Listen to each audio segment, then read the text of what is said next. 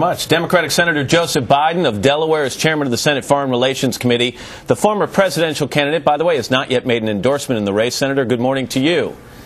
Good morning. How are you, Matt? I'm all right. Thanks very much. You didn't wait to hear from General Petraeus. Last week, you said the surge is a failure. Yesterday, as you heard the general say, he said the progress is real, but it's fragile and reversible. Did he say anything yesterday that changed your mind? No, look, what I said was that the military side of the surge works. It's brought down violence.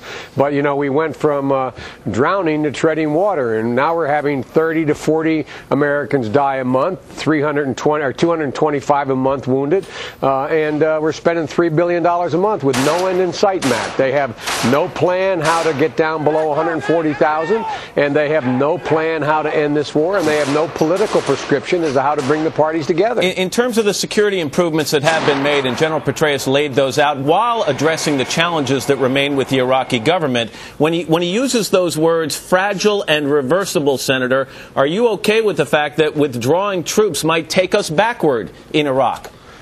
No, look, Matt, we can debate whether or not the cost of drawing down troops will hurt. That's debatable. For example, as many military experts argue that if we were to withdraw gradually and more substantially from Iraq, that al-Qaeda would be hurt more than if we stayed. I asked our ambassador, and I asked Petraeus, where's the greatest threat from al-Qaeda? In Afghanistan, where we don't have enough troops to fight them by their own admission, or in Iraq? And they said, well, they're more dangerous in Afghanistan. We don't debate the cost of staying, Matt. The cost of staying are immense. As the chairman of the Joint Chiefs of Staff has said, the chairman of the Army, the vice chairman of the Army, it's killing us. Senator, General Petraeus says here's what he wants to do. He wants to continue this scheduled rollback of surge forces, get down to the pre-surge number, then he wants to pause and evaluate the situation. No, Matt, with all due respect, I know I shouldn't correct you. You got the microphone, but he said get down to 140,000. That's 10,000 over the pre-surge. And freeze at that. But to evaluate the situation and see what happens, that seems kind of level-headed. Why does it bother you? Well, it doesn't seem level-headed when you don't have any plan.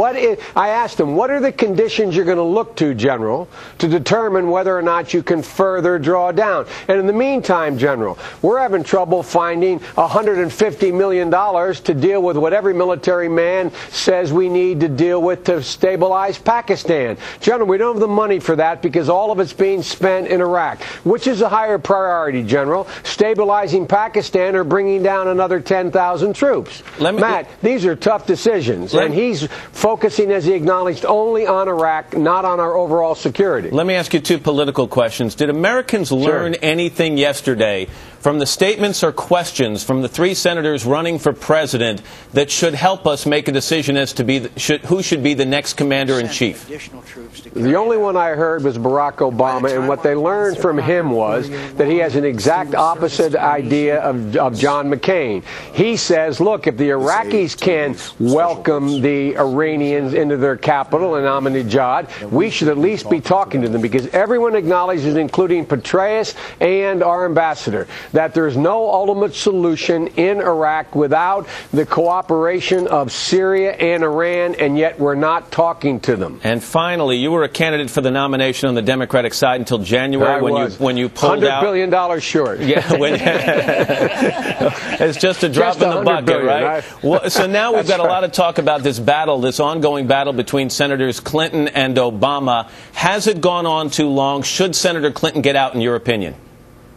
No, look, it's the best thing that happened to the party. We have more people registering in the Democratic Party now as a consequence of this competition than we've ever had. A couple 100,000 more Democrats in Pennsylvania. These people are registering to vote in the primaries, Matt. As Democrats, they're going to vote in the general election. This has been healthy, in fact, and I think we're going to have an answer in the next 3 or 4 primaries. And I think, as a former president said, we should all chill out a little bit.